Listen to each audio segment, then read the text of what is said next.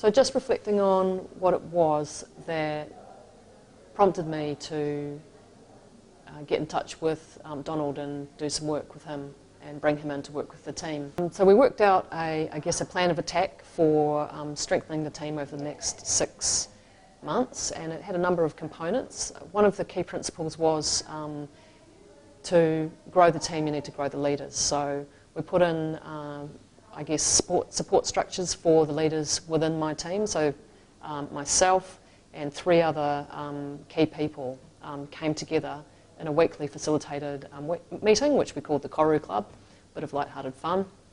And Donald coached us in setting that group up. So we made it a really strong commitment, a ritual that supported us all through the week.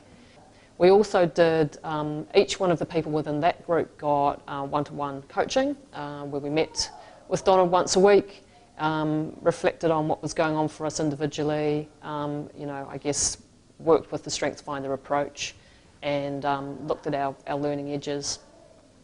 Then in terms of working with the whole team, we ran a number of away days, so structured workshops with the deliberate intent of bringing the team together and building on cohesion. But we're also introducing the StrengthsFinder approach into the culture of the team. So of course that started off with a little bit of the StrengthsFinder survey and some exploration for people to understand their own strengths, but just as importantly, get a sense of working with people, working with others, and bringing people's strengths to mind rather than focusing on their weaknesses, which is just such a prevalent cultural thing that we tend to do.